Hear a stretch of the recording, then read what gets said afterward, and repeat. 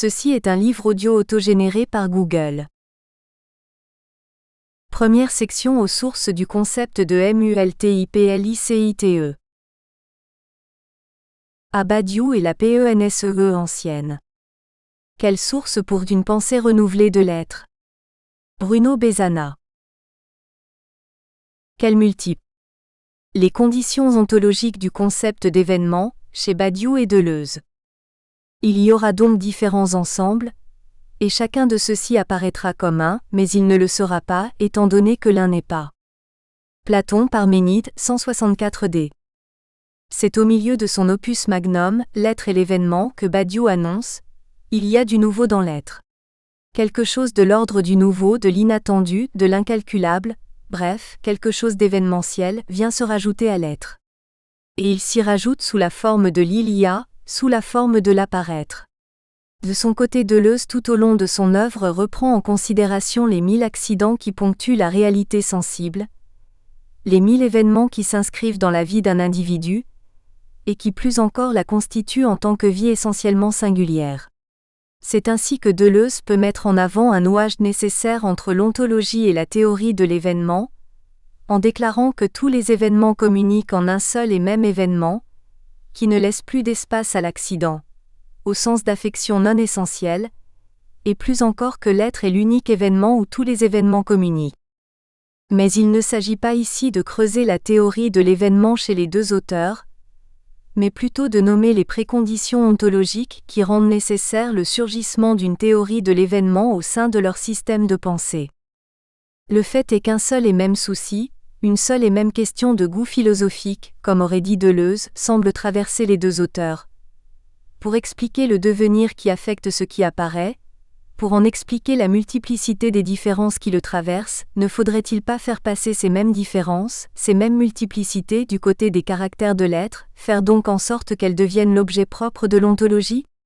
Ne faudrait-il pas redonner un statut ontologique aux infinis caractères multiples de l'étant, à ceux que l'ontologie a longtemps appelés accidents, en les excluant ipso facto de toute considération ontologique? En d'autres termes, se peut-il que la simple question « qu'est-ce que ?», qui renvoie à l'évidence de l'unité de l'objet concret qui est en face de nous, soit une question mal posée, du moins en philosophie? En effet, c'est en cette direction que Deleuze s'interroge déjà en 1967, en se demandant: apparemment l'histoire de la philosophie est traversée par la question « qu'est-ce que ?». Cette question noble est censée cerner les sens, et s'oppose à des questions vulgaires qui renvoient seulement à l'exemple ou à l'accident. Ainsi il se peut que des questions du type qui, combien, comment, où, quand, soient meilleures, tant pour découvrir l'essence que pour découvrir quelque chose de plus important. Quelque chose de plus important, c'est-à-dire une certaine multiplicité essentielle qui viendrait constituer cette unité apparemment indissoluble de l'objet du « qu'est-ce que ?». Il se peut donc que la philosophie, en déplaçant son analyse sur la multiplicité, y découvre quelque chose de plus essentiel que l'apparence individuelle de l'essence, quoique ce quelque chose de plus essentiel ait été souvent refoulé dans le champ de l'événementiel, de l'accidentel, de l'inessentiel. La mise en discussion, voire la dissolution de l'unité de l'être et de l'un, de l'encaillon, qu'elle soit déclinée dans sa version platonicienne ou aristotélicienne, sera alors la condition première de cette démarche. D'ailleurs, on se souviendra du fait qu'Aristote affirme de manière péremptoire, au livre Theta de la métaphysique, être, c'est être uni, c'est être un, et plus encore, n'être pas, c'est ne pas être uni, c'est être multiple. En effet, pour Aristote, toute détermination accidentelle exprime l'étant saisi dans la multiplicité de ses caractères, lorsque toute détermination essentielle exprime la totalité de l'étant, son unité et sa simplicité. Simplicité et unité qui sont les garanties de son indivisibilité et donc de son essentielle éternité. Or Badiou entame sa démarche justement en renversant le lien d'équivalence entre unité et essence, plus encore, étant quelque part aristotélicien dans le fait de ne pas rendre raison des principes premiers qui lui permettent de philosopher, affirme de manière péremptoire que le point de départ de mon propos spéculatif pourrait se formuler ainsi: peut-on déceler l'un de l'être, rompre l'arraisonnement métaphysique de l'être par l'un? Or, chez les deux auteurs nous pouvons retrouver deux analyses parallèles et divergentes de passages de Platon, à savoir la deuxième partie des hypothèses sur l'un du Parménide et la discussion autour du concept de simulacre dans le Sophiste, exposés respectivement au début de l'être et l'événement et à la fin de Logique du sens. Dans ces commentaires, il est possible de faire résonner une certaine assonance divergente dans la manière de concevoir l'être comme multiplicité, et aussi dans la manière de concevoir le rapport entre l'être comme multiplicité et sa présentation identitaire. En effet, les manières respectives de traiter le problème du rapport entre l'être et sa propre présentation finissent par impliquer une différente conception du lieu dans lequel l'événement se produit effectivement, ce qui n'est pas sans effet sur la conception de la nature de ce dernier. 1. Où est le multiple ? C'est dans les toutes premières pages de l'être et l'événement qu'Alain Badiou exemplifie son hypothèse ontologique majeure. Et pour ce faire, il s'appuie, en guise d'introduction, sur la deuxième partie des hypothèses sur l'être du Parménide platonicien. Il s'agit dans ce passage, nous dit Badiou, de la décision ontologique d'où tout mon propos s'origine, à savoir le non-être de l'un. On voit bien que Badiou, pour déclarer sa thèse de départ, la réalité ontologique du multiple, décide de la renforcer par une sorte de corollaire, le multiple est, et l'un n'est pas. On verra ensuite l'importance de ce point. Si la critique de l'équivalence entre l'être et l'un implique la réhabilitation ontologique du multiple, pourquoi devrait-elle impliquer aussi le non-être de l'un ? On verra en effet que Deleuze affirme la réalité ontologique du multiple, en même temps que la réalité actuelle de l'un. Et c'est bien d'une telle différence que découlent chez les deux auteurs leurs différentes manières d'agencer le lieu de l'être et le lieu de l'apparaître. Ce qui n'est pas sans conséquence si l'on veut savoir où se produisent les événements. Or, dans la partie du Parménide prise en considération par Badiou, nous trouvons l'énumération complète des conséquences premières de l'assertion « l'un n'est pas ». En particulier, parmi les déterminations que l'on doit penser à propos des autres, en soi et par rapport à l'un, si l'un n'est pas, Badiou pose son attention sur le fait que si l'un n'est pas, les autres ne peuvent point être autres de l'un, mais doivent être autres des autres. Voilà donc que chaque terme considéré comme un ensemble, est une multiplicité infinie, quoi que l'on prenne le plus petit possible, tout de suite, à cause de l'infinie division des parties, ce qui apparaissait être un se révèle être multiple. Par ce biais, en premier lieu, c'est la dialectique unité-multiplicité qui est bouleversée. Les multiples autres ne sont pas des multiples unités mais sont des multiples de multiples. Il s'ensuit que l'unité n'est pas ce qui permet la distinction des multiples. 3 bananes sont des multiples copies d'une banane ou des multiples sujets appartenant à l'espèce banane et partageant la même définition essentielle. Au contraire, l'unité est ce qui permet de rassembler les multiples en les comptant comme un, selon un critère donné. Une poire est l'ensemble des éléments qui la composent, chacun d'entre eux étant composé d'autres éléments à l'infini. Une poire est donc la présentation de ces éléments. Mais, en même temps que la dialectique unité-multiplicité, c'est aussi la dialectique identité-altérité qui est complètement remise en cause. Et c'est en jouant sur le constant renvoi entre pola, beaucoup, multiplicité et ala, les autres, renvoi qui traverse le texte platonicien que Badiou fait avancer son raisonnement.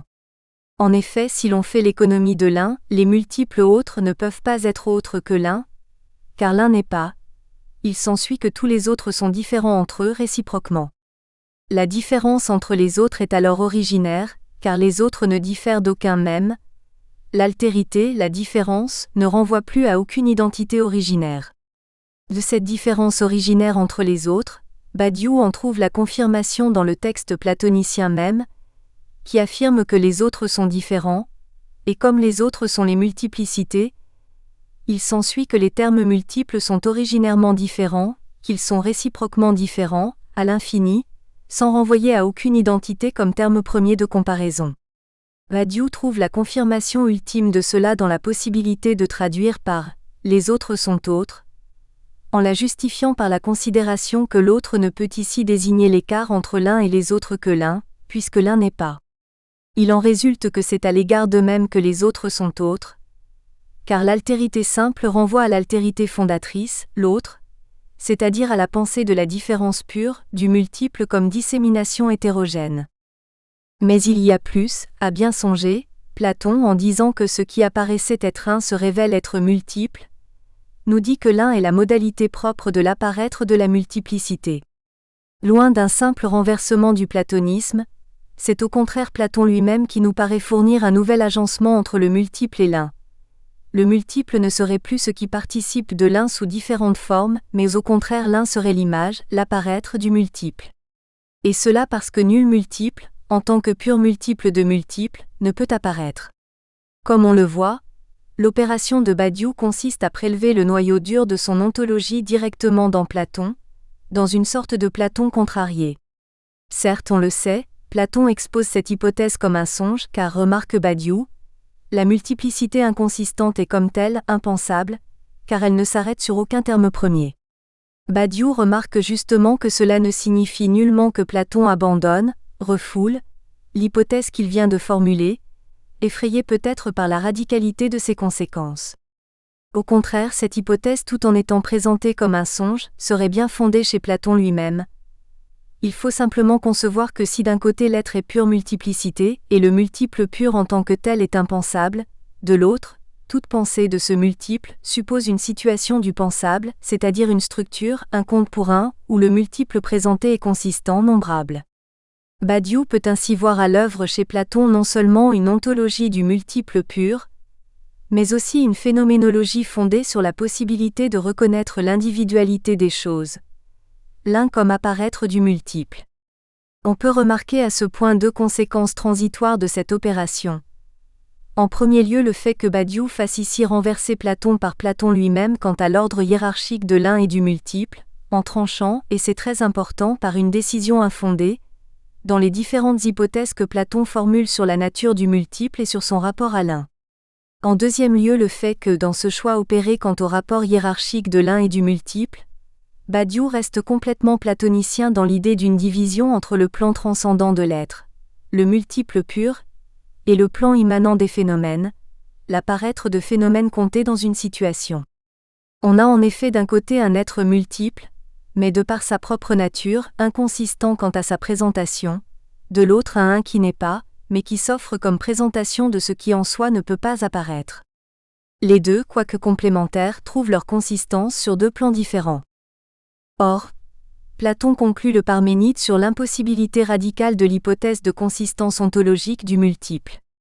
Et cela non pas parce qu'elle ruinerait l'un, la ruine de l'un étant l'hypothèse de départ, mais parce qu'elle ruine les multiples mêmes. Pour le Parménide, les autres ne sont pas l'un. Mais ils ne sont non plus plusieurs. Pour être plusieurs, ils devraient auparavant être un. Car si aucun d'entre eux est un, le total n'est rien, et donc ils ne sont même pas plusieurs. Il en résulte que, si l'un n'est pas, rien n'est. Par cette affirmation, Platon semble forclore la possibilité de l'inconsistance de l'un, et l'hypothèse de l'être comme multiplicité pure. Mais Badiou à ce point fait recours à une stratégie tout à fait singulière. Il renverse dans le texte platonicien même ce renversement du renversement platonicien, en suggérant que Uden est un ne devrait pas être traduit par rien n'est, mais plus proprement par rien n'est. Ce qui signifie que l'être en tant qu'être, la pure multiplicité dont l'un n'est que la manifestation est, mais son être est inconsistant, vide, il est rien. Cet énoncé apparaît clair si on le saisit de deux côtés. D'un côté, à l'intérieur d'une situation concrète, d'une présentation phénoménologique, ce qui n'est pas dénombrable, n'est pas ou plutôt n'y est pas, de manière qu'en amont du compte pour un, il n'y a rien, car tout est compté. Du point de vue de l'être en tant qu'il apparaît, le multiple pur est donc strictement inconsistant, vide. Mais de l'autre côté ce vide, cette inconsistance de la pure multiplicité est l'être, soustrait à toute présentation. Ce que la mathématique semble avoir très bien saisi. Le nom primitif de l'être en théorie des ensembles est le vide, l'ensemble vide. En un certain sens, lui seul est. Et la logique de la différence implique que le vide est unique. Il ne peut en effet différer d'un autre, puisqu'il ne contient aucun élément qui puisse avérer cette différence. Comme on le voit, deux plans se profilent. Un plan d'apparence où la consistance unitaire de ce qui apparaît implique l'inconsistance de l'être multiple, et un plan de l'être où les termes sont strictement renversés car le multiple est, et l'un n'est pas. Cette contradiction apparente vient en réalité former pour Badiou un système cohérent qui se dispose ainsi. Premièrement, l'un n'est pas car il apparaît mais n'a pas de consistance ontologique. Deuxièmement, la multiplicité pure est, mais est en tant que non comptable, imprésentable, inconsistante, pure vide qui est, elle est rien. Enfin, il y aurait la multiplicité consistante de phénomènes, où chaque phénomène est une multiplicité pure présentée selon un principe de compte capable d'en faire un. Et ce système se trouverait déjà en puissance dans l'expression platonicienne « sans l'un rien ne est », qui exprimerait en même temps le fait que l'un n'est pas, que le multiple pur ne est rien, et que la multiplicité consistante existe seulement sous condition de l'un. Certes, dans une pareille lecture de Platon, un problème surgit. À bien y songer, rien n'autorise à vouloir se borner au seul Parménide, à une prise de position décisive pour une ontologie du multiple ou de l'un. C'est ainsi que dans le court traité Badiou souligne que dans le Parménide, s'agissant des énoncés parfaitement clairs, l'un est et l'un n'est pas, on parvient à une inconsistance, à une indécidabilité absolue. Ces propos viennent quelque peu nuancer la position de l'être et l'événement, où il déclarait que nul être séparé de l'un n'est concevable, et c'est au fond ce qui établit le Parménide. Pour affirmer une ontologie du multiple, il ne s'agit donc nullement de renverser Platon, mais au contraire de trancher, de décider sur un point dont Platon, c'est un des problèmes centraux du Parménide, s'efforce de montrer l'indécidabilité. Or une telle décision sur l'indécidable n'est pas, comme ce serait le cas pour Deleuze, une question de goût. Au contraire, Badiou affirme à plusieurs reprises qu'on a là affaire à une procédure de vérité, c'est-à-dire choix illégitime, événementiel, qui se mesure en vertu de sa capacité de produire des conséquences, et qui est d'autant plus vrai qu'il produit des conséquences, c'est-à-dire des actes, des personnes, des théories fidèles à ce choix. C'est donc par cette décision que Badiou peut se définir comme un platonicien moderne, un platonicien de l'être multiple. D'ailleurs, l'antiplatonicien Deleuze n'a jamais hésité à se définir de la même manière. Si l'on pense au Platon de la dernière dialectique, où les idées sont un peu comme des multiplicités qui doivent être parcourues. Alors oui, tout ce que je dis me paraît en effet platonicien. Et le caractère propre de cette manière proprement moderne de trancher dans Platon serait bien sûr un certain renversement du rapport entre l'un et le multiple. Problème que, selon son propre platonisme moderne, Badiou annonce ainsi. Le platonisme semble dire que l'apparence est mobile, fuyante, impensable, et que c'est l'idéalité, y compris mathématique, qui est stable, univoque, exposée à la pensée. Mais nous pouvons soutenir, nous modernes, l'évidence contraire. C'est le monde des apparences qui se donne toujours comme solide, lié, constant. Et c'est bien plutôt l'être en soi, pensé comme mathématicité du multiple pur, qui est neutre, inconsistant, délié. Comme on le voit, même dans son renversement intérieur à Platon, aspect qui a des points en commun avec Deleuze, Badiou maintient une démarche que l'antiplatonicien Deleuze ne peut nullement partager. Pour Badiou en effet, dans le sillon de Platon, pour rendre raison des phénomènes, il faut avant tout fonder une ontologie où est prise en considération l'être en tant qu'être. Une ontologie où l'être est pensé comme transcendant, quitte à en articuler la théorie au problème de L'. Apparaître, au problème de la nécessaire unité sous laquelle les phénomènes apparaissent.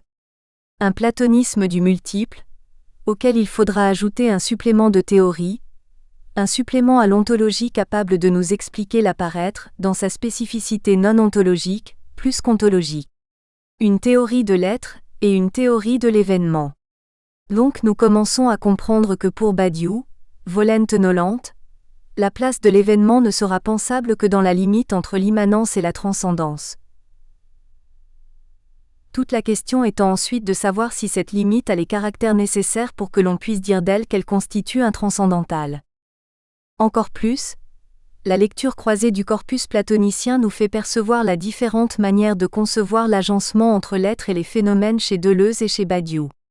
Cette différence nous parle d'un côté de la différente consistance charnelle de l'être chez les deux auteurs, vide, séparé des phénomènes, toujours supplémentable par un événement qui unifie sa présentation pour l'un, événementiel, toujours supplémentant son propre état actuel pour l'autre, et de l'autre de la place de l'événement, posée comme limite structurante entre être et phénomène pour l'un, posée entre l'être et lui-même, contractant l'être dans sa propre présentation actuelle pour l'autre.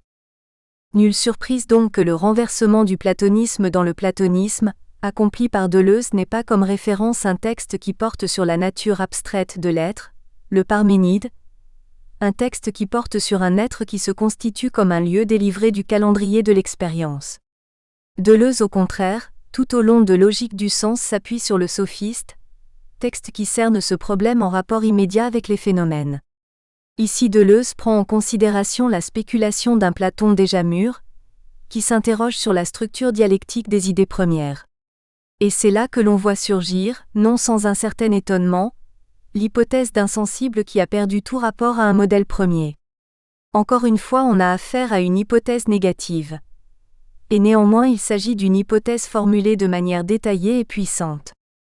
La scène du sophiste est connue. L'Étranger, le protagoniste, essaie de définir le sophiste, mais celui-ci se dérobe toujours aux définitions, car il se présente comme capable de tout, et donc impossible à classer dans la définition de telle ou telle discipline. Son savoir ne semble être constitué à l'image d'aucun modèle, au point que l'Étranger, dans la tentative de le définir, se retrouve à produire un véritable essaim de définition. Pour sortir de l'impasse, l'Étranger propose de le définir comme un imitateur, et donc comme une espèce de créateur d'images, mais un créateur d'images bien particulière.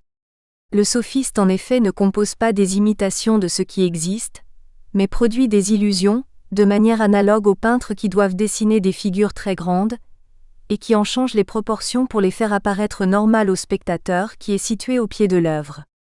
Si ceux-ci reproduisaient ces beautés avec leurs véritables proportions, les parties supérieures nous apparaîtraient trop petites et les parties inférieures trop grandes puisque nous voyons les unes de près et les autres de loin. Ceci revient à dire que, par la pratique de cet art, on produit la sensation de voir l'image de quelque chose qui existe, lorsqu'au contraire on ne voit qu'un être absurde, dépourvu de proportions, quelque chose qui n'est la copie de rien, qui n'est la copie d'aucune identité transcendante. L'artiste en question produit en effet quelque chose qui n'a pas de rapport avec les véritables proportions du beau. Ce qui, dans le langage platonicien, signifie qu'il n'a pas de rapport avec un modèle vrai. Ces images ne reproduisent rien, elles ne sont pas les multiples copies conformes d'un modèle invrai, et ainsi elles kérousinent ou alzès, elles envoient le vrai se promener. Et néanmoins ces artistes produisent des images, des apparences, quel est donc leur statut ? Comment donc les appeler? Voilà ce que propose l'Étranger. Ce qui simule ainsi la copie qu'il n'est point, ne serait-ce pas un simulacre ? Le sophiste se range donc parmi ces producteurs de simulacres, à la distinction près que ces simulacres sont bien plus puissants, car produits par la parole et non pas par la peinture ou par la sculpture. Or, phantasma, ici traduit par simulacre, en termes généraux, est une apparition. En général, le mot signifie image d'un objet. Donc en premier lieu, phantasma c'est de manière un peu anodine, l'apparence. Deleuze reprend en compte le concept de simulacre comme image sans modèle, et il le définit comme l'effet d'une ressemblance, mais qui est construit sur une disparité, sur une différence, sur une sensation, et non pas sur un modèle. Les simulacres, apparences, phénomènes apparaissants, ne sont donc pas des multiples copies d'un modèle 1. De là, Deleuze en déduit une conséquence majeure. Comme le simulacre, tout en étant une identité, n'est plus l'imitation d'une forme, la copie d'une identité première et transcendante, alors il ne peut être qu'un effet, l'apparaître unitaire d'une pure multiplicité. Encore plus il est l'apparaître d'une foule de différences. Et pour cela, tout en apparaissant comme forme, il change constamment. Or, pour Platon, le domaine de la différence, le domaine où la différence s'accorde maladroitement sur l'identique, c'est le sensible. Donc, plus généralement on peut dire que quand Deleuze voit surgir, au cœur du système platonicien, le problème des simulacres, il y voit surgir une nouvelle possible manière d'aborder le problème des apparences, une nouvelle possible manière d'aborder le problème de l'apparaître, c'est-à-dire de tout ce qui apparaît. C'est donc à partir des intuitions de Platon, de ce Platon qui dans l'éclair d'un instant découvre que le simulacre n'est pas simplement une fausse copie, mais ce qui met en discussion la notion même de copie, que Deleuze prend le départ pour se demander qu'est-ce qu'une pensée du sensible dépourvue de tout modèle, une pensée du sensible dont les règles sont immanentes au sensible lui-même. Dire donc que le simulacre, l'apparence, est construit sur des différences, équivaut à dire que sa genèse s'accomplit dans le sensible. Deleuze, à travers une telle tentative de lire un envers du platonisme à l'œuvre au cœur de la réflexion platonicienne, cherche finalement à opérer une donation de sens au sensible. Il cherche à opérer une véritable réontologisation du sensible. Le cas paradoxal du sophiste n'a rien fait d'autre que mettre en évidence le fait que l'identité est apparence, et qu'il n'y a plus aucune raison recevable pour que les étangs ressemblent à quoi que ce soit de plus essentiel qu'eux. Mais là où pour Badiou les étangs sont l'apparence de rien, l'être en tant que vide, pour Deleuze ils sont l'apparence d'eux-mêmes. Et c'est bien à cause de ce rapport avec eux-mêmes que, comme Deleuze lit dans le Sophiste, ils changent constamment. 2. Deux différentes conceptions de l'un, effet immanent ou opération de compte. L'exemple choisi par Deleuze nous montre un phénomène qui est indissolublement simulation d'une identité et constant changement, contraction de différences toujours jaillissantes. C'est ce que remarque aussi Badiou, en disant d'une manière quelque peu concise que là où lui-même tente de fonder un platonisme du multiple, au contraire, Deleuze s'est attaché à un platonisme du virtuel. À la dépouiller de sa vis polemica, la remarque de Badiou est fort intéressante. Selon Deleuze, Platon dans le Sophiste mettrait en scène une hypothèse où la présence actuelle d'un étant est la présence concrète et sensible, l'actualisation d'une multiplicité non actuelle, d'un ensemble virtuel de transformations qui ne sont rien d'autre que l'être de l'étant. On se souviendra que pour montrer le rapport entre la présence actuelle d'un étant et l'être virtuel qu'il est, Deleuze fait recours, dans Cinéma, à l'image suivante. Autour d'un étant actuellement présent, nous pouvons dessiner, comme une sorte de cercle, la multiplicité de ses capacités immédiates d'action. Ensuite, sur des cercles de plus en plus larges, nous pouvons dessiner ses habitudes à réagir aux stimulations qui lui parviennent du dehors, puis l'ensemble de sa vie, et enfin la totalité du monde, la totalité de l'être, saisi comme S', actualisant en lui. Chacun de ces cercles n'est que la contraction du cercle plus large, et l'étant actuel, pris dans son hic et nunc, est le point de contraction, le point d'expression sensible de l'agencement de ces cercles.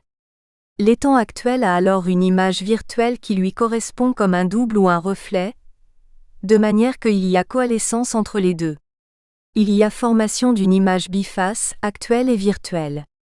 Entre l'identité de l'étant actuel et l'être comme multiplicité virtuelle, il y a ainsi continuité et circularité, il y a donc une stricte immanence. Et le rapport entre les deux est tel que d'un côté l'étant exprime la totalité de son être virtuel, et que de l'autre cette même multiplicité est ce qui constamment fait événement sur la surface de l'étant actuel. C'est donc en ce sens que pour Deleuze il n'y a pas une primauté ontologique de l'essence unique de l'étant sur la multiplicité de ses états. L'étant est la contraction de ses états, et l'être de l'étant est une multiplicité, agencée de manière qu'en elle-même insiste la raison de son apparaître. C'est ainsi que la multiplicité de l'être virtuel apparaît doublement, comme identité et comme changement, événement qui s'inscrit sur la surface de l'étant. Pour ces raisons, l'étant est défini comme ce qui diffère et qui ainsi est devenu lui-même une chose, une substance. Il est la différence devenue substance. Et cela est possible car l'être est certes une multiplicité, mais cette multiplicité est en elle-même système de rapports différentiels. Tout phénomène est donc le produit d'un être qui par nature s'incarne ou s'actualise, se différencie, dans les temps, car il est une essence pleinement différenciée en elle-même qui vient se différencier dans l'actuel, 47. Et l'étant inversement est l'actualisation d'une telle multiplicité, il est la différence devenue substance. Ainsi si l'étant est l'apparaître unitaire d'un être multiple, il est aussi ce en quoi apparaît le processus de différenciation de l'être, il est lieu d'inscription des points remarquables ou singuliers qui en résultent, les événements. Forcés à apparaître par le mouvement interne qui en constitue la différenciation, l'être virtuel s'actualise et comme forme du phénomène et comme apparaître d'un événement, l'être s'actualise dans un phénomène changeant et sensible, toujours faisant événement. L'être, multiplicité pure sans fondement, est alors en même temps principe de l'identité de ce qui apparaît, et principe du devenir de cette identité. Et l'identité est en même temps simulée, apparaître d'une pure multiplicité, et réellement une, lieu actuel d'inscription de l'événement de la partie virtuelle d'elle-même. Les conséquences en sont nombreuses. En premier lieu, du point de vue de l'ontologie, quoique les simulacres ne soient la copie de rien, Deleuze ne tire point de là l'hypothèse d'une inconsistance de l'être. Si pour Badiou l'être, en tant que dépourvu de un, est inconsistant, pour Deleuze l'être en tant que pure multiplicité n'est rien d'autre que cette consistance matérielle qui apparaît ici et maintenant sous l'aspect d'une forme unitaire, lieu d'inscription d'événements sensibles. Pour Badiou l'un n'est pas, et rien ne est, pour Deleuze, le simulacre n'est copie de rien. Mais dans la phrase de Deleuze il n'y a rien à élider, on n'a pas un rien d'être, un être vide, dont il faut affirmer la réalité essentielle. La phrase de Deleuze signifie au contraire que le simulacre est qu'il est la constante contraction actuelle d'une multiplicité d'éléments virtuels quant à lui, mais charnellement réels. Entre l'être multiple et sa présentation unaire, il n'y a donc pas de différence de plan, lorsque pour Badiou ce rapport se dit en termes de transcendance. Là où le un apparaît comme vrai, le multiple s'efface, là où le un n'est rien, le multiple pur est. De là, deuxièmement, on peut remarquer du point de vue du statut des étangs, que le simulacre chez Deleuze et le compte pour un chez Badiou reprennent en compte exactement la même dynamique. Du multiple à l'un, on suit la genèse des phénomènes au sein de l'être. Mais là où pour Deleuze il s'agit d'un mouvement réel, positif, qui se fait dans une stricte coalescence entre le phénomène et les éléments hétérogènes et contradictoires qui, à cause de leur propre contradiction interne, impliquent le devenir du phénomène, pour Badiou, au contraire, entre l'inconsistance du multiple et la présentation identitaire, il y a un fossé, une différence ontologique forte. Le multiple pur et le compte pour un désignent deux régimes différents, qui tombent respectivement sous la sphère de l'ontologie et de la phénoménologie. Dans les deux cas donc, le mouvement qui va du multiple à l'identité est toujours et en même temps un mouvement positif, de formation concrète de l'apparaître. C'est ainsi qu'il ne paraît nullement adéquat de dire que chez ces deux auteurs il y aurait économie de l'un. Au contraire, ce qui est accompli, parallèlement et de manière différente, est plutôt un remplacement de l'un, où l'un est pensé comme présence phénoménologique d'un être pensé comme multiple. C'est donc dans la conception du rapport entre ce multiple et sa propre présentation que se joue le fond de la distance entre les deux auteurs. Consistance, immanence du multiple à sa propre présentation actuelle dans le cas de Deleuze, et absence, inconsistance du multiple par rapport à l'ici et nunc, à l'ici et maintenant de toute présentation unaire, dans le cas de Badiou. Juliette Simon a bien eu raison de mettre dos à dos les deux caractérisations de l'être en remarquant qu'il s'agit d'une opposition entre sensation et insensibilité, inconsistance. Là où pour l'un des deux auteurs l'objet de l'ontologie est une différence qui n'est plus soumise à l'un, une différence qui diffère en elle-même, un hétérogène en soi, autrement dit une sensation, donc une présence charnelle constamment changeante, pour l'autre au contraire l'objet de l'ontologie, l'être est un maigre objet, à savoir le nombre, tel qu'il se déploie dans la théorie des ensembles et son axiomatique. C'est à partir de ce constat que prend sens la fameuse citation de Badiou, « Il n'y a jamais eu que deux schèmes ou paradigmes du multiple, le mathématique et l'organiciste. L'animal ou le nombre ? Telle est la croix de la métaphysique, et la grandeur de Deleuze est d'opter sans faiblesse pour l'animal. » Comme on le voit donc, pour Deleuze l'ontologie se joue au niveau des phénomènes. L'être multiple est intelligible dans la plus stricte immanence aux simulacres phénoménaux qui en composent l'apparaître identitaire. Au contraire chez Badiou entre l'être multiple, pris dans son absolue inconsistance, et la présentation unaire des phénomènes dans des situations concrètes, il y a une différence radicale, forte. Et c'est encore Juliette Simon qui synthétise bien cette différence de rapport entre l'ontologie et la phénoménologie. Tout comme chez Deleuze, nous ne connaissons d'intensité, ce qui est le nom de la multiplicité pure, que développée dans l'étendue et recouverte par les qualités des choses unes connaissables. Chez Badiou, nous ne connaissons le multiple que recouvert par la consistance du compte. Mais Badiou se refuse le fil que s'accorde Deleuze, et qui permettrait de remonter de la prégnance tentaculaire de l'encyclopédie, c'est-à-dire du déploiement complet des phénomènes par lesquels l'être se présente sous forme unaire, vers la vérité ontologique. Non, dans le compte, rien qui fasse signe vers l'inconsistance. Il n'y a que le compte, et en deçà de lui, rien. 3. Immanence pure, ou agencement entre immanence et transcendance, la détermination de la place de l'événement. Nous pouvons à ce point tirer une troisième conséquence. C'est à partir des différentes manières d'agencer le plan des phénomènes et celui de l'ontologie du multiple pur que vient se déterminer la place, l'emplacement de l'événement. Or, pour Badiou, le décalage insuturable entre ontologie et phénoménologie se mesure dans la différence entre multiplicité pure et multiplicité d'unités comptées. Quelque chose d'innommable par l'ontologie se passe entre les deux, venant instituer un compte pour un principe de nomination des phénomènes. Et ce quelque chose qui fait irruption sur le plan des phénomènes, venant le fonder, mais sans pouvoir être pris en compte par l'ontologie, est ce qui fait l'événement de la différence entre ces deux plans. Pour Deleuze au contraire la multiplicité pure ne diffère nullement de la multiplicité des phénomènes identifiables, Il s'agit des deux faces du même être, et les événements sont ce qui assure la circulation entre ces deux faces. Changement imprévisible de l'actuel par irruption du virtuel, contraction du virtuel en nouvelle forme actuelle. Voilà les deux aspects des événements qui assurent la circulation entre ces deux faces du même plan.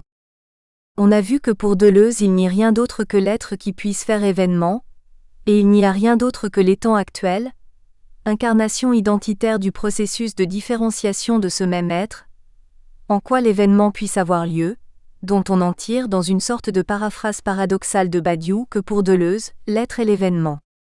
On voit donc que pour Deleuze l'événement se pose entre la multiplicité de l'être et l'identité de l'étant. Il est ce qui fait signe de l'apparaître d'une différence virtuelle dans l'étant actuel, et qui fait signe de l'apparaître d'une forme actuelle capable d'exprimer une telle différence. L'événement vient donc se poser entre les deux faces du même plan. En ce sens, il est un véritable seuil entre l'être et l'apparaître. L'événement a alors un rôle transcendantal. Il fait signe des conditions virtuelles qui déterminent à chaque moment l'étant actuel, mais en même temps ce transcendantal est toujours déterminé par le propre des éléments qui composent l'étant en question.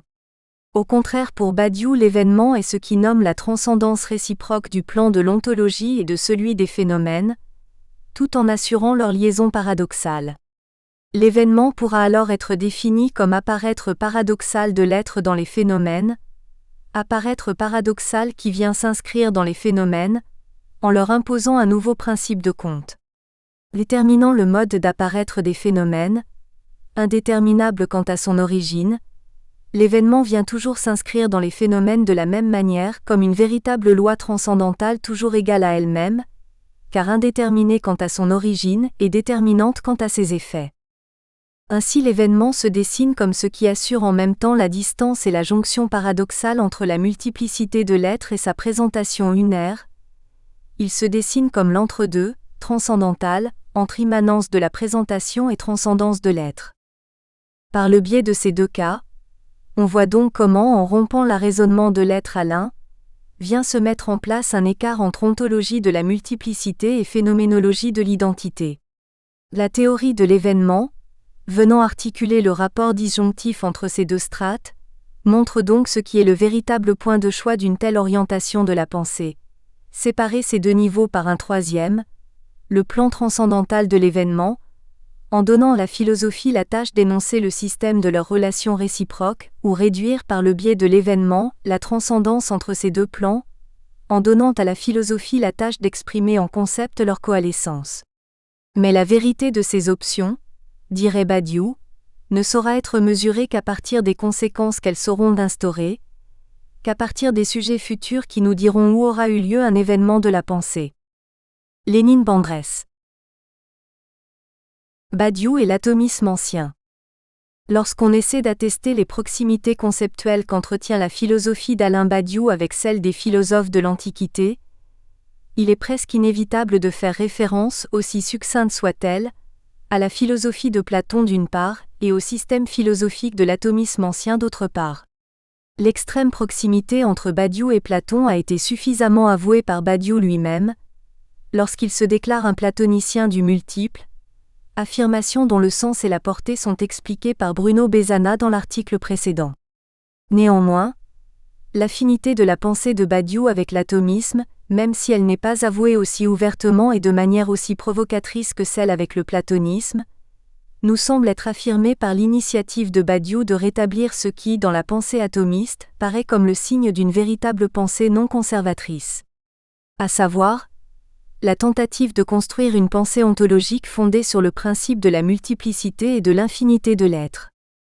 Nous savons que la réhabilitation et la refondation d'une telle entreprise théorique constitue aujourd'hui, aux yeux de Badiou, une des principales tâches de la philosophie. Car il s'agirait, en dernier ressort, de pouvoir dénouer la pensée philosophique des limitations inhérentes à la pensée ontothéologique de la métaphysique occidentale, dont l'une des dernières figures théoriques se trouve dans l'idée, essentiellement religieuse, de finitude. Dans le geste fondateur de l'école atomiste, qui va de Leucippe à Lucrèce, Badiou semble trouver une première image. Le terme est de Deleuze, de ce qui pourrait être bel et bien une pensée immanente, laïque et athée, finalement débarrassé de toute allégeance à l'un et à la finitude. Le but essentiel de cette note réplique sera donc de montrer quelle est cette image immanente de la pensée, et à partir de quoi elle se construit, pour ainsi montrer comment s'articulent et comment s'impliquent conceptuellement ces deux entreprises théoriques. Nous partons donc de l'hypothèse que pour Badiou, la force et la portée de la pensée atomiste demeurent dans une certaine mesure dans la tentative de construire une pensée non conservatrice. Mais qu'est-ce qu'une pensée non conservatrice pour Badiou ? Par là, il désigne toute entreprise philosophique fondée sur la tentative de se dérober à l'empire de la métaphysique occidentale, à savoir à l'arraisonnement de l'être par l'un. Nous savons bien que pour Badiou, le rôle de la philosophie contemporaine consiste en la rupture totale et définitive avec l'ontologie comme puissance normative de l'un. Ce qui veut dire que toute pensée non métaphysique part du postulat que l'être en tant qu'être est infiniment multiple, multiple pur ou multiple sans un. Dans les philosophes matérialistes de l'Antiquité, au moins deux noms se reconnaissent dans cette voie de pensée, Démocrite et Empédocle. Pour le premier, fondateur de l'école atomiste avec Leucippe, l'être incompact et immobile de Parménide ne semblait pas expliquer suffisamment la constitution ultime du monde, car il n'expliquait ni la multiplicité phénoménale des choses ni le perpétuel mouvement auquel celles-ci étaient soumises. Ainsi, pour les fondateurs de l'atomisme, l'image sphérique et parfaite de l'être éléatique devait pour ainsi dire s'éclater, laissant apparaître une infinie dissémination de petits êtres étalés sur une seule et même surface, supposée absolument plate et vide. La singularité conceptuelle de l'atomisme de Démocrite et de Leucippe est en quelque part tributaire d'un double flux conceptuel. Or les atomistes sont eux-mêmes un mélange issu de la confluence de deux traditions philosophiques majeures, l'école éléatique de Parménide et de Zénon, et l'école milésienne d'Anaxagore et d'Anaximène. Cela explique la singularité de sa découverte, car c'est comme si l'être un et compact des Éléates se voyait pénétrer d'un seul coup par l'air d'Anaximène, en faisant de l'être éléatique une immense sphère fragmentée en un nombre infini de petits êtres, dont chacun garderait toutefois les caractéristiques essentielles de l'être de Parménide, sauf son unicité. L'air se transformerait donc en vide, substance incorporelle qui se dissémine et fait disséminer l'ensemble des choses, qui multiplie et fait multiplier les corps et qui dès lors, deviendra la condition de possibilité de tout mouvement. Pour la pensée atomiste, atome et vide sont en réalité deux registres d'une seule et même substance. Car on constate que d'un point de vue ontologique, la conception atomiste de la nature constitue un monisme étant donné qu'il n'existe qu'un seul type de substance, l'étendue, la substance extensive. Néanmoins, on ne peut pas donner à cette substance les mêmes attributs de l'être parménidien. Or pour Démocrite, il s'agit d'un monisme bipolaire, puisque la seule substance existante se présente tantôt comme la partie positive, le plein, l'atome, tantôt comme la partie négative, le vide. Ce qui n'empêche pas, bien entendu, que cette conception ontologique soit comprise également comme un pluralisme, étant donné qu'elle admet l'existence réelle d'une multiplicité d'atomes, de mondes et de corps constitués par la conjonction du vide et de ces minima que sont les atomes. Il arrive donc que d'un côté, on justifie l'immobilité éléatique en renvoyant chacun des êtres multiples aux atomes eux-mêmes. Ils sont éternels, sans principe ni fin dans le temps, ils sont immuables, dans la mesure où ils ne sont soumis à aucun changement qualitatif ou quantitatif. D'un autre côté, on sauve le monde des phénomènes en justifiant, à travers l'introduction du vide, le changement et le mouvement dans la nature. D'une part, on affirme le monisme lorsqu'on admet que tout ce qui est peut être réduit à une seule nature. L'atome, substance douée d'extension et forme géométrique, mais dépourvue de toute qualité. D'autre part, on affirme le pluralisme lorsqu'on admet une pluralité infinie d'atomes qui conforment aussi une pluralité infinie de choses. Nous reconnaissons sans peine dans ce pluralisme une des tentatives les plus admirables pour constituer ce que, d'une perspective contemporaine, nous pouvons appeler une pensée de l'immanence 69. D'abord, parce qu'avec l'atomisme on assiste à une des premières tentatives apparues en Occident pour élaborer une pensée de la dissémination infinie des corps et des mondes. Deuxièmement, parce que cela accomplit l'élaboration d'une théorie de l'être reposant sur les seuls fondements de la multiplicité indifférenciée des corps, et de l'infinité abyssale du vide. Troisièmement, Parce qu'elle est aussi une pensée de l'être sans principe ni ordre transcendantal, c'est-à-dire sans principe ultime ni génération ni organisation, voire sans Dieu, sans démiurge, sans cause finale. Toutes ces propriétés font sans doute de l'atomisme une pensée ouverte à l'affirmation joyeuse et immanente, avant la lettre dirions-nous, du multiple et du vide du sens. Une pensée de la prolifération hasardeuse et éternelle du monde, sans origine ni fin ultime. Voici donc quelques traits de ce qui pourrait être, aux yeux de Badiou, l'image d'une pensée immanente. Néanmoins, il faut le dire, cette pensée présente quelques limites qui, à l'égard de Badiou, l'empêchent d'accéder à une compréhension nettement immanentiste de l'être. Étant donné que, selon notre auteur, la démarche atomiste apparaît comme étant ontologiquement limitée par une conception de l'être essentiellement finitiste, laquelle ne leur permettrait d'opérer qu'une critique partielle de l'arraisonnement de l'être par l'un. Or, à l'égard de l'entreprise théorique de Badiou, la pensée atomiste échoue dans la tentative de construire une théorie du multiple pur, lorsque celle-ci réintroduit, aussitôt qu'elle le peut, l'unité simple de l'être parménidéen sous la forme multipliée de l'atome. Cela veut dire que, s'il est vrai que la démarche théorique de Démocrite et de ses successeurs cherche d'une part à expliquer la multiplicité infinie du monde à partir du multiple lui-même, il n'est pas moins vrai que d'autre part, le recours à l'atome en tant que principe inéternel et homogène de toutes les choses témoigne d'un tel monisme en introduisant l'unité minimum insécable comme principe consistant du réel et des choses. C'est là sans doute un des points où Badiou prend distance par rapport à l'entreprise spéculative de l'atomisme. Car affirmer l'infinité du multiple pur signifie aussi garantir l'inconsistance interne de cette multiplicité et partant l'impossibilité immanente de toute limite. Pour Badiou, penser la possibilité d'une limite ne serait pas encore penser au-delà de la métaphysique, puisque la limite introduit encore la notion d'un, soit sous la figure du tout ou ensemble de tous les ensembles, soit sous la figure de l'unité minime pensable ou atome. C'est certainement à cause de cela qu'il affirme: s'il y a des atomes, ils ne sont pas, comme le croyaient les matérialistes de l'Antiquité, un deuxième principe de l'être, soit l'un après le vide, mais de composition de vide lui-même, réglé par les lois idéales du multiple dont l'ontologie dispose l'axiomatique. Notons, néanmoins, que l'impossibilité atomiste de pouvoir concevoir l'atome comme étant lui aussi décomposé en parties est, nous semble-t-il, liée directement à l'impossibilité expérimentée par la mentalité grecque en général, de concevoir positivement le concept d'infini.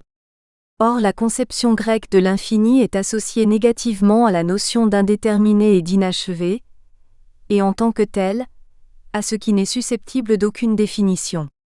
Penser un monde complètement indéterminé, indéfini, était en quelque sorte une idée abominable, sorte de synonyme de l'imperfection de l'univers, car l'informe et l'inachevé étaient des attributs qui s'opposaient aux idées de limite, d'harmonie, d'ordre et de perfection du grand tout. Ainsi, la notion d'infini connue et diffusée par les atomistes est beaucoup plus restreinte que celle que nous, modernes, connaissons aujourd'hui. La notion d'infini des atomistes renvoie plutôt à la doctrine cosmogonique des Milésiens, celle d'Anaximandre et d'Anaxagore, qui s'appliquait surtout à l'infinité numérique des mondes et de l'espace, et non pas à l'infinie divisibilité de la matière. En conséquence, lorsque les atomistes parlaient d'infini, ils faisaient une claire distinction entre l'infini du point de vue cosmologique et l'infini du point de vue mathématique. Physiquement, il y a une limite au-delà de laquelle il n'est pas possible de diviser la matière. Car la nature de l'atome est d'être simple et absolument sans partie. Tandis que d'un point de vue purement idéal, tout peut être infiniment divisé mathématiquement. Pour l'atomisme ancien, la simplicité insécable de l'atome constitue un principe fondamental de leur ontologie, car il rend consistant leur système physique. Affirmer l'infinie division de la matière signifiait tout simplement affirmer que les principes premiers de la nature étaient en dernier ressort rien, ce qui pour la mentalité ancienne était complètement absurde. Nous espérons que vous avez apprécié cet aperçu. Pour continuer à écouter ce livre audio sur Google Play Livres, utilisez le lien dans la description de la vidéo.